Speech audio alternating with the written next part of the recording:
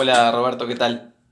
Bueno, acá venimos con lo prometido un poco a tratar de explicar este texto que me dejaste, que tiene que ver con las teorías psicoanalíticas sobre la acción criminal y la sociedad punitiva.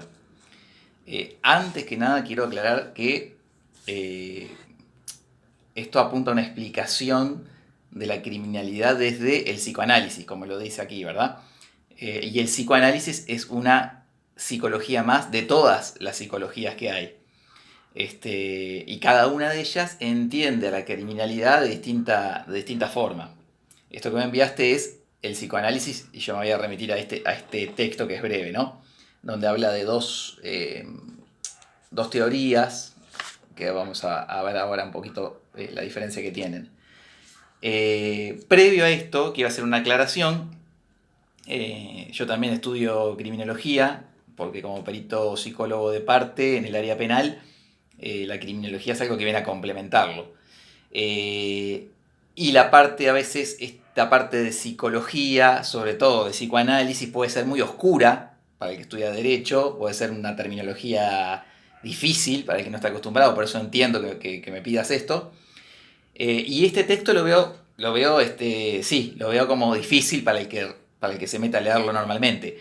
Yo recomiendo un libro, que es este que tengo acá, quizás lo conocen ya, ¿eh? Es el Tratado de Criminología de Tiegui, Osvaldo Tiegui. Yo este tratado lo tengo desde el año 1996 y es excelente. Es un tratado y pasa por la sociología criminal, la psicología criminal, la historia, llega incluso hasta la criminalística. Alguna cosita puede ser que haya quedado desactualizada, pero sé que hay reediciones nuevas que seguramente contemplan cosas más nuevas, pero el resto está igual, sabemos que es igual. Es muy recomendable. Alguna cosita yo voy a ir comparando con este libro. Y previo a esto quiero aclarar algo. ¿Qué es el sujeto para el psicoanálisis? Esto muy breve para que tengan una idea. Porque acá habla de la teoría de Freud en principio, ¿no? Entonces, ¿cómo entiende Freud al sujeto y lo que él denominó como aparato psíquico? El aparato psíquico, que es un constructo abstracto, que bueno, nos definiría a todos de cómo nos comportamos para Freud, esto es la teoría psicoanalítica de Freud, funcionaría así. El aparato psíquico se dividiría en tres instancias. Una se llama el yo, otra se llama el ello y otra se llama el super yo. Que si leyeron el texto este que vos me enviás, aparece por acá el super yo, lo nombra, y me imagino que el que no sabe lo que es el super yo no entiende nada. Bueno, tenemos entonces el yo, el ello y el super yo. ¿Qué sería cada una de ellas? El yo es la parte que todos conocemos de nosotros. Es decir, lo que podemos saber de nosotros, lo que queremos, los gustos que tenemos, la historia que tenemos, el padecimiento que tenemos, la conciencia. Sería la parte consciente, digamos, ¿no? Yo me llamo Pablo, recuerdo que tengo una historia, recuerdo quiénes fueron mis padres o quiénes son mis padres, sé a qué me dedico, sé cuáles son mis deseos, sé cuáles son eh, mis proyectos, mis frustraciones, mis angustias, bien, lo que podemos dar cuenta nosotros como sujetos, el yo. Después estaría el ello. El ello sería la parte más inconsciente, la parte más profunda que tenemos cada uno de nosotros. Es una instancia que se revela para Freud a través de los sueños, por ejemplo, se puede interpretar por ahí. Esa sería él llama la vía regia, la interpretación de los sueños. Es la parte más instintiva, la parte más pulsional, eh, la parte más primitiva y que guía, para Freud, guía a la parte consciente. Es decir, todas aquellas conductas nuestras, en realidad nosotros creemos que forman parte o son consecuencia de la razón, para Freud no. Para Freud va a decir que son en realidad, eh, están conducidas por lo inconsciente, por esa parte del ello que tenemos, ¿verdad? El ello dominaría al yo. Entonces hay como una confrontación, ¿no? Porque el yo, perdón, el ello, que es todo deseo, toda satisfacción inmediata, no entiende de reglas, no entiende de lógica, quiere las cosas ya, choca con el yo que sabe que hay límites, que hay tiempos, que hay cosas que no se pueden, y ahí es donde se produce la angustia en los sujetos, ¿no? Para diferenciarlo, no sé si va quedando claro, el yo, la parte consciente, el ello, lo más inconsciente. Pero habría una tercera instancia en este aparato psíquico, una tercera que sería el super yo. ¿Qué es el super yo? El super yo se forma a través de, vamos a ver en qué momento, pero a través de lo social, y es cuando se instaura la regla, la moralidad.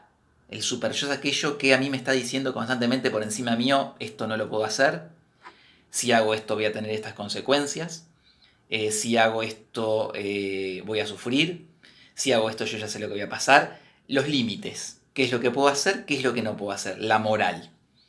Para Freud, esta moral, ¿cuándo aparece? Porque cuando somos niños, imaginemos, somos bebé o somos desde los primeros años de vida, digamos, que no tenemos conciencia, seríamos todo ello, es decir, todo la parte consciente, tampoco hay un yo definido.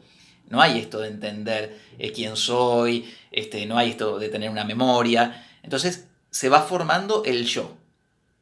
Primero somos todo ello, después se va formando el yo, la parte consciente que hablábamos, la parte racional. Y en determinado momento nos empezamos a relacionar con nuestras figuras parentales, es decir, mamá y papá, y es ahí donde aparece esto que Freud llama el complejo de Edipo, que sería, diciéndolo de una forma muy rudimentaria, un enamoramiento por parte de cada uno de nosotros hacia la mamá y un rechazo hacia el papá.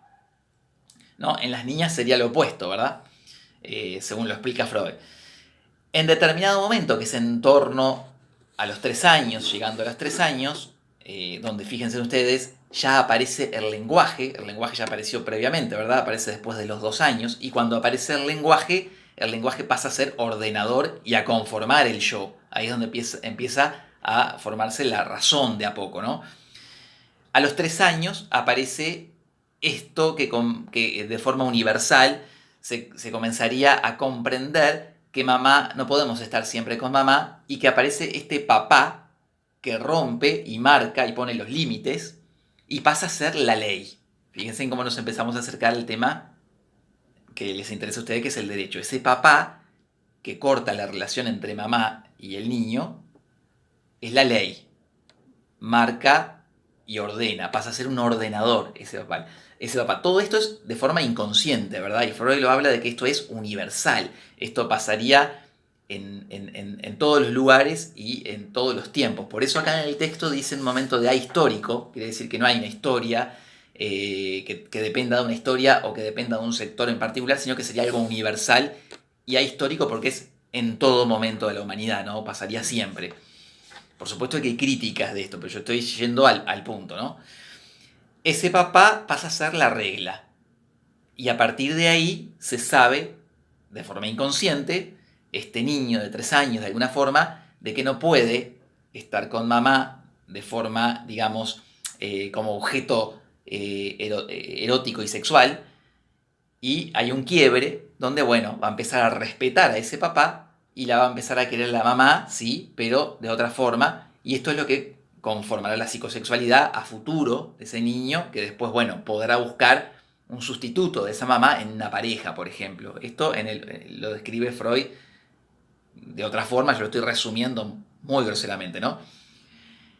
¿A qué voy con esto de que es importante que lo comprendan? Porque, como lo dice acá en el texto, los delincuentes serían sujetos que carecen de super yo.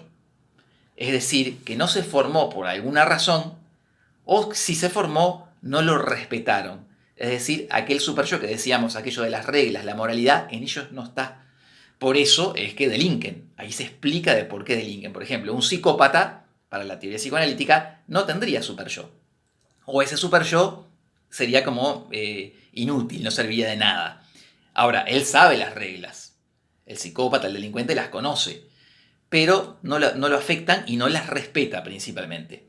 El sujeto que no es delincuente, que no es psicópata, las respeta, y si comete en algún momento un delito y sabe por ese super yo castigador que traspasó el límite, las reglas, aparece la culpa, el sentimiento de culpa. Quiere decir que cuando yo hago algo que sé que no lo tenía que hacer, aparece el sentimiento de culpa, la angustia y el sentimiento de culpa.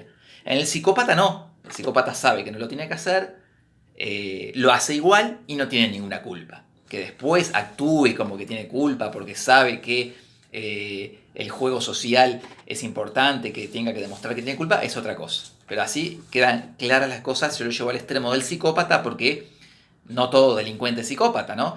Hay delincuentes que por distintas circunstancias delinquen y esos sujetos sí sufrirían. Esos sujetos sí serían modificables o podrían ser tratados. El psicópata no. El psicópata, como no tiene sentimiento de culpa, va a seguir transgrediendo ese super yo porque no lo tiene. Espero que hasta ahí se haya entendido. Entonces, ahora me meto con el texto, ¿verdad? El texto dice que las teorías psicoanalíticas sobre la acción criminal y la sociedad punitiva. Estas teorías surgen en el marco del auge del positivismo y de la investigación de la etiología individual. Claro, antes de Freud estaba el positivismo, donde estudiaba las cosas desde la razón, no estaba esto del inconsciente. No lo atendía porque como el positivismo atiende a aquello que es objetivo y que se puede observar, el inconsciente no, esto ni siquiera lo observaba. Freud viene a romper un poco con esto de, miren que hay otra cosa que a nosotros nos maneja que es el inconsciente, ¿no? Entonces, bueno, aparece esta otra mirada. Así parten, es decir, las teorías psicoanalíticas, de una lectura